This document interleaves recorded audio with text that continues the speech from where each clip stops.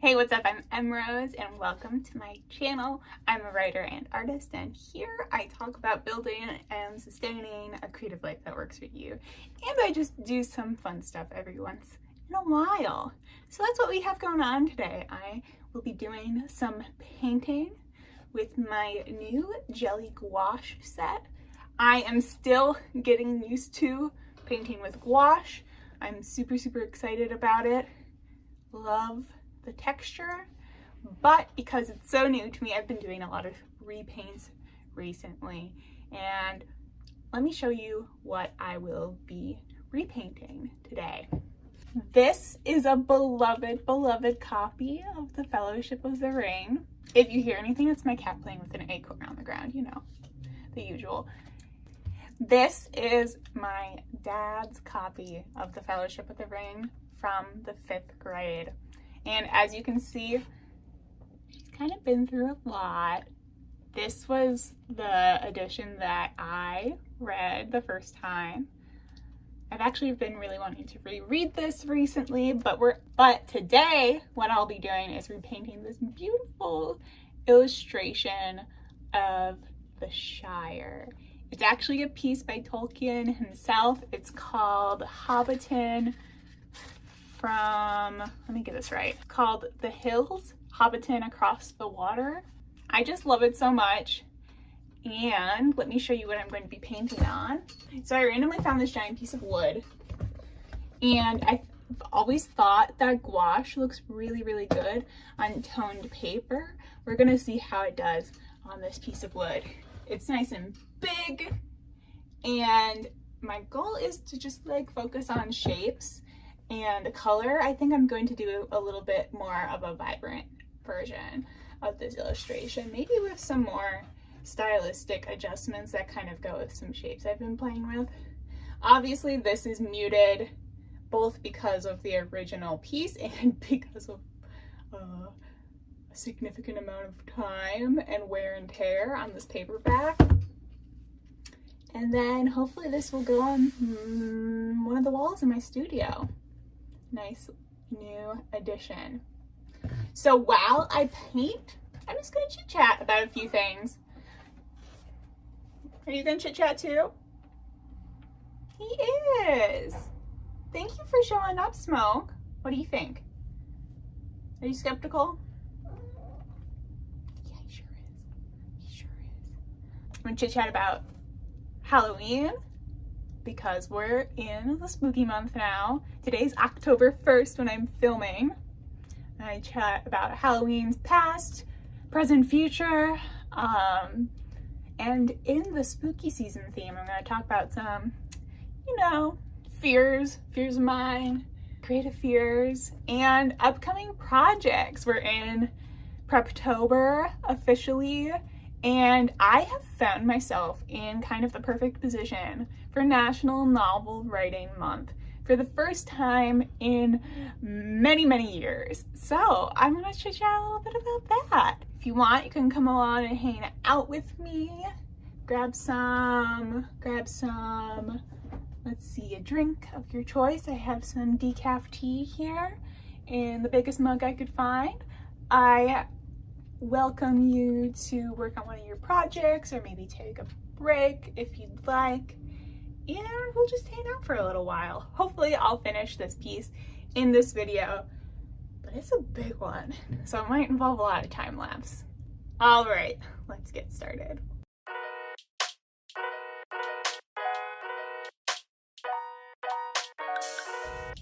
Hello. Painted my nails for this video. Hopefully they're not too distracting from our lovely muted color palette over here. Although, like I said, I did pick a couple of really bright colors. These are like essentially the most neon colors in my set of gouache, and that is because I want to get decent coverage with green and yellow, which are kind of tricky colors to do with, and this base brown is already going to make it more muted. But other than the thoughts and the planning that went into picking these and prepping my board a little bit here, I'm winging it. I am not sketching. I have the cover in front of me over here as a reference, but I'll pop it on the screen over here. I'll just kind of cover my tripod situation. I could not avoid a little bit of tripod appearance, but I will pop a reference image of the cover over there for you. And let me get started. Oh, the Shire. The Lord of the Rings in general, I feel like we've been having a big, like, Lord of the Rings renaissance. It's like, I don't know if y'all realize it, it's like 20 years since those films came out. Oh, this is gonna take a little bit. I was very young when the films came out, but I do remember it. It's a very important moment in my life. It's where I became thoroughly obsessed. And I was a very, very bookish kid, as you might kind of imagine. So I basically read The Lord of the Rings as early as possible. And then I've reread them a couple of times since then. Ooh, I'm gonna need to get down a lot of paint. Will this be the right background for using gouache? Only time will tell. It's looking kind of interesting so far. But truly, who among us has not felt a bit like it would be good to be a hobbit this past year or so? I mean, when I was a kid, I remember I was definitely more drawn to the elves than the hobbits, which I think is kind of like a stereotypical child thing. Like, interestingly, because you can kind of see right here, this material is resisting it somewhat, which I didn't expect. It feels very absorbent. Maybe if I go a little bit slower. No, slowness is not the factor. And you're getting kind of a little bit of shine. Okay, that's a lot better. Well, no consistent coloring for this video. That looks good. That is what I'm going for, I think. Let's see if we can blend some of the blue in. So obviously growing up, I mean, the Lord of the Rings trilogy and The Hobbit were a huge, huge influence on me, and really one of my main introductions to fantasy as a genre. I don't really see it as the be-all, end-all of the genre anymore, but what I do love, I mean, there's so many things I love to this day, but in particular what I wanted to celebrate today was just like, I feel like, especially with these illustrations, you get to see how these stories to Tolkien were simultaneously like children's stories, but also very serious. I mean, he took children's stories very seriously, first of all. There's just like a wonder and delight to them. Even, oh dear, I don't know if I want to go all the way over there. Well, there we go. Blend out the edge a little bit. That's kind of fun. Anyway, I'll put some on the screen, but like his I think a lot of people know about his illustration of Smaug. Oh, so good. But there are a few others that I've seen that are just like so enchanting to me. I'm trying to do like a blend here, which I think is gonna be possible. Anyway, well, I was very drawn to the elves, especially Arwen. Oh my god. I mean, I'm still very drawn to Arwen. Like, as you may have seen, I dyed my hair back like a really deep dark brown, which is close to my natural color, but honestly, I'm more of like a mousier, lighter brown. Anyway, I felt like a freaking elven princess. I love it.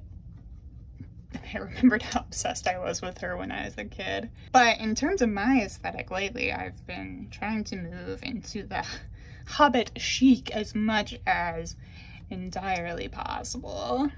Obviously, I'm still learning a ton. Whoa! This is pretty. I like this. Okay, I like that. That is a good blend. Hopefully I'm able to do that all over. It's funny though, I've never dressed up as any characters from the Lord of the Rings. I think that would be like a great con cosplay someday. I would love to do like the full cloak look, although truly people who do that must absolutely roast. Like that is a very, very warm cosplay. Ooh, this is much more liquidy. Interesting. I'll be making adjustments to this, I have a feeling. But we're winging it. We're winging it. Let's go in with some of this color. Do Big Hill here. So in getting in the Halloween spirit, I did look back on some of my you know, greatest hits of costumes. And by greatest hits, I use that term very loosely. The one I remember, or I at least remember from photos, because I was very small. I believe I was like 3 years old or something. So my most memorable, what I'm saying, from childhood is this Tigger costume where the stripes were made of electrical tape. I was very cute. Tigger was my absolute favorite cartoon character as a kid. I loved Winnie the Pooh. Yeah, the dressing up part of Halloween has always been my favorite. And some of my earliest attempts actually at like sewing or costume creation came from trying to do a cool Halloween costume quickly, cheaply. Middle school, one time I was Glinda. That one ended up very questionable because it was a cold year. Yeah, that was an attempt of mine.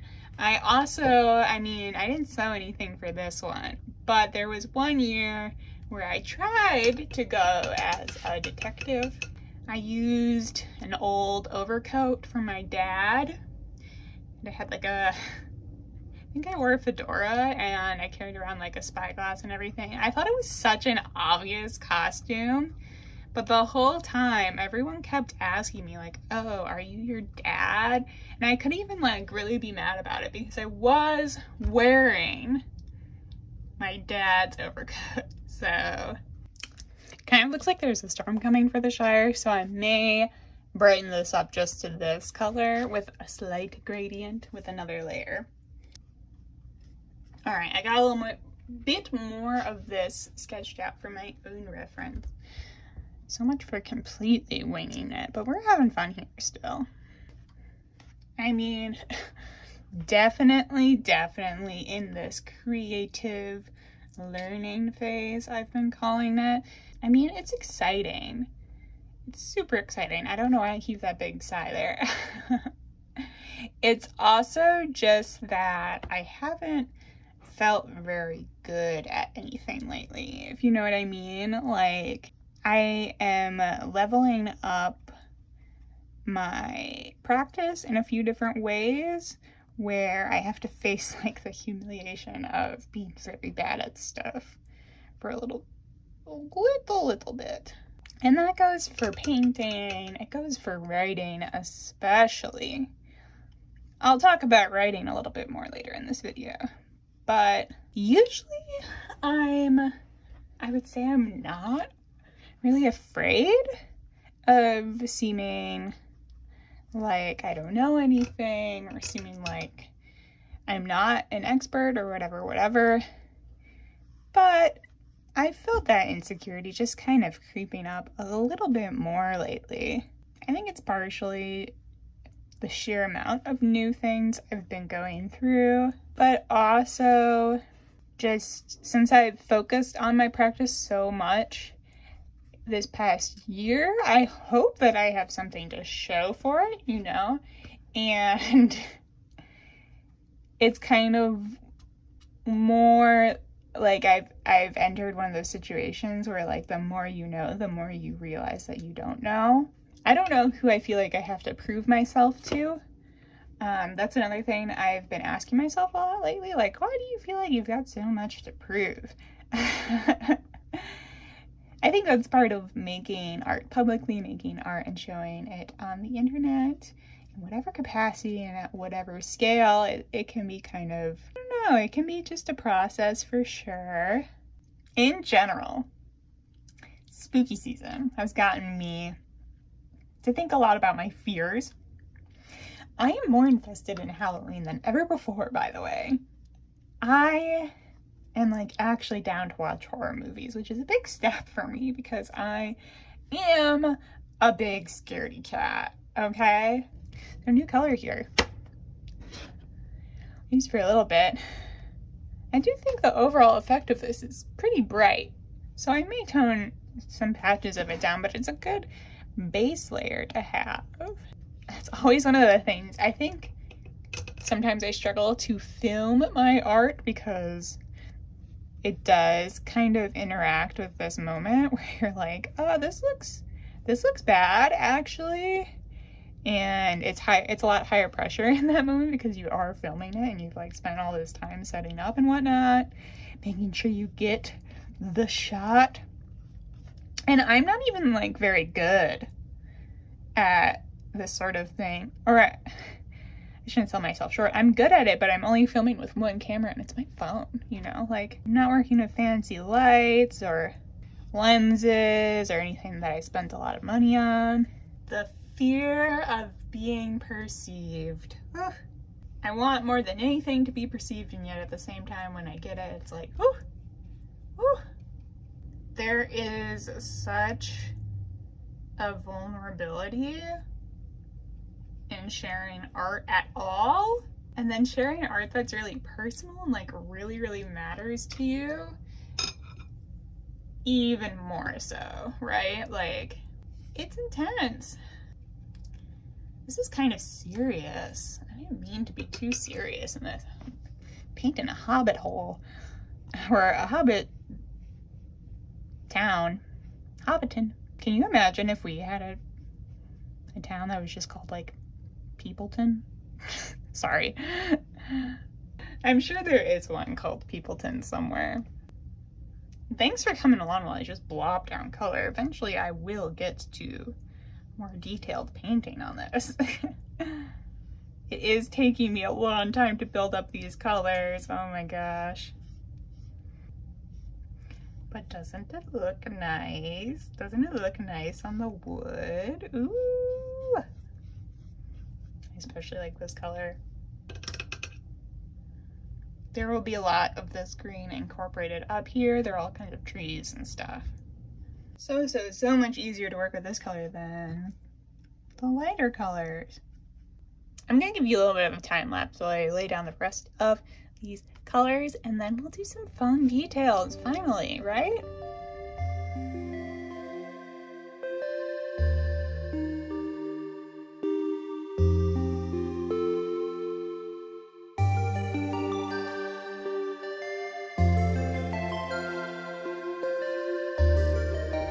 Well, I'm taking a break right here. Is this gonna work? Is this gonna work? Time will tell, but breaks are important. So see y'all in a little while. I'm back. It's another day, and I'm feeling a lot more optimistic about this. Now that most of the areas are blocked out, took a few coats. Pretty tricky. But now I'm gonna get in some of those charming little details. I let some of these sit out overnight to see what would happen, and the surface does dry pretty quickly, like more quickly than I expected. But if you just rehydrate them, I use like a little spray bottle just now, and then like mix it together. I mean, you're gonna get a lot of paint on your brush this way, but that's kind of what we want. So yeah, I had to take a break from this, but I actually painted something else with gouache in the meantime. And I really am starting to figure out how to use this. Let me show you real quick. I painted this.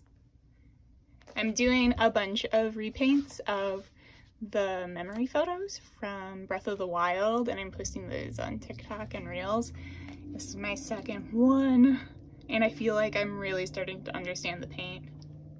Super cool. After talking about Halloween costumes the other day, I dug up some more photos from somewhat recent times when I did dress up, and it's so funny. I mean, I was rocking it, but I was choosing kind of the weirdest possible characters. I have a picture of me as Hiccup from How to Train Your Dragon, kind of like a closet cosplay type situation. I also had really short hair at the time, and it kind of looked like his. I also found some from me in college where I dressed up as Han Solo, another sort of closet DIY, but I even put the red stripe on my blue pants. But I'm filming this on October like 1st through 3rd, and my neighborhood really showed up with the Halloween decorations all on like September 30th. And most people are just adding more like every day too. I love it. This time I pulled up like a worn out book cover version of this illustration, and it's actually like a lot bigger. There's a lot more town down here, and there's actually a river at the very bottom. I kind of wish I had looked this up before I started painting. The river and the mill on it's really, really cute, but that's okay. We're doing somewhat of a condensed version here. This pigment's so much easier to work with than like the light greens. This one just wants to show up. It's also been easier to put the paint down on areas where there's already paint. Honestly, like that is making a huge amount of difference for me right now.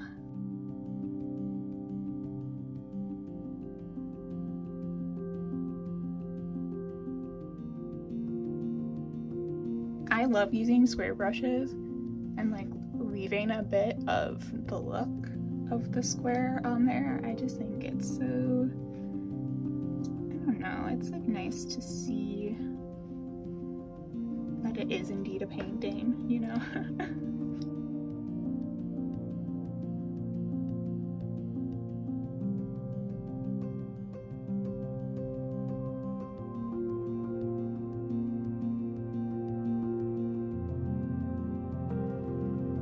I mentioned that, you know, NaNoWriMo hasn't been great timing for me recently with where my book projects are, basically, but I did remember that last year I used the month of November as a big push for finishing my YA fantasy novel.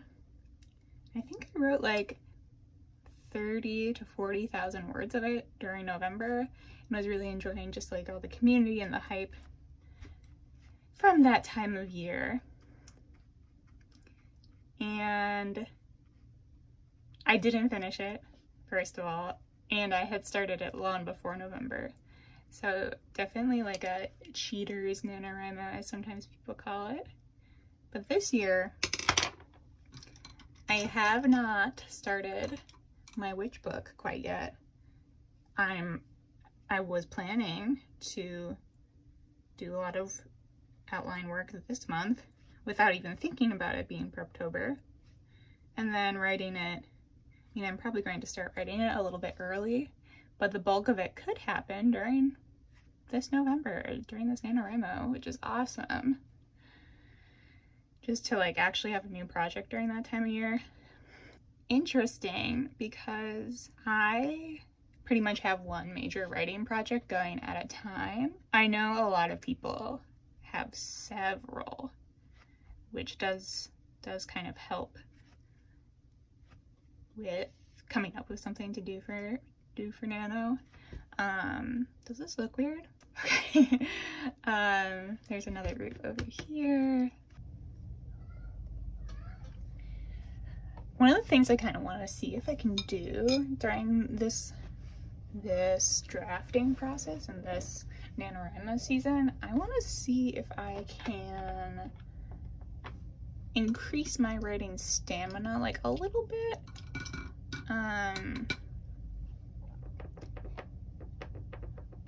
Most of the time these days, 1,600 words a day is like a hearty amount, I would say. Nice hearty amount, and I can hit 2,000 pretty easily, but it would be kind of cool if I could do that a little bit more regularly and stuff like that. I just feel like I'd like to get the story, like that first messy version of the story, out of my head a little bit faster. So what does my prep look like? I am not much of an outliner as of yet, but I think I would kind of like to be. I think I would like to figure out how to pull that off. So I am going to do a formal outline. I do think it's going to be like loosely based on the beats from Save the Cat. I have one version of it already. Probably won't outline all the beats in that way, but some of them I think would be useful. And I'm also going to, I guess it would be called like character work, but for me it is kind of like a holistic brainstorming thing. I'm going to write some like interviews with my characters or something similar. I might make a video about it. Let me know if you're interested at all. But I'm going to, you know, like ask each of my 3 POV characters what their favorite memory of this or that is. What's their favorite, or like what's their saddest memory, or that kind of thing. And just kind of respond to them in their own like talking voice. There's always just been something like very stale about my list outlines that I've attempted in the past and then like never used, because they just, I end up reaching for like very obvious plot points when I outline that way, instead of thinking like, how can I shape the characters to make this scene interesting, or how can I blah blah blah. But yeah, I'm excited. I'm actually working with some more tropes than I really have operated within in previous stories I've worked on. I sort of have this principle that like I shouldn't challenge myself on every single aspect of a book at once. Now that I've written a full manuscript, I'm ready to get a little bit riskier. But with that one, I was like, there's no way I'm doing a multi-POV for this, because I'm doing, oops, there's an ambulance. So my book, the tropes I'm working with are fake dating and mistaken identity. Is there one more? Oh yeah, and amnesia. It sounds kind of like a soap opera when I describe that specific selection, but there's nothing wrong with that. So I'm happy to be working within some sort of familiarity with this book, because it will be my first triple POV. It's really their like 3 character voices that I am focusing on developing the most on this draft. The trickiest part of the plotting is going to be like the amnesia. The character who has some selective amnesia. I kind of want to do like a memories gradually revealed type situation.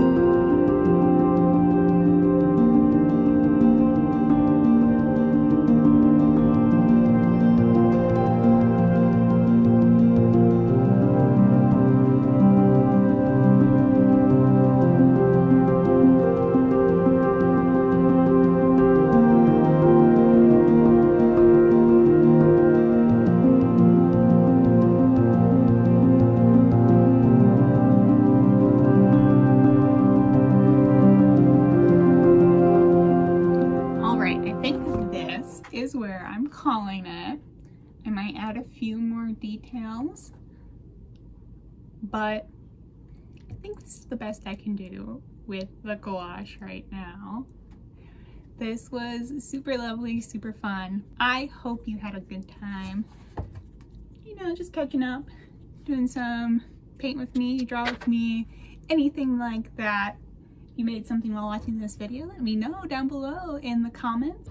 If you have plans for Halloween costumes this year, I would love to hear about it. If you have silly stories about ones that you wore in the past, that would also be delightful.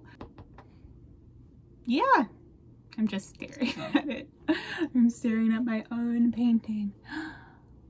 She's cute. She's cute. If you enjoyed this video, please give it a big thumbs up. And if you'd like to stick around for some of the things I was talking about upcoming projects-wise for October, for NaNoWriMo for the rest of the year, go ahead and hit that subscribe button. If you're interested in my art, I do have some of it on my Redbubble shop. I'll link it down below. Here are a few examples. I also am on Instagram, TikTok, and Twitter. You can follow me at mrosearrett. Alright, that's it for today. I hope y'all had a good time. And thanks so much. This is Rose. See you next time. Bye. Oh boy. I think there is paint on my nose that whole outro.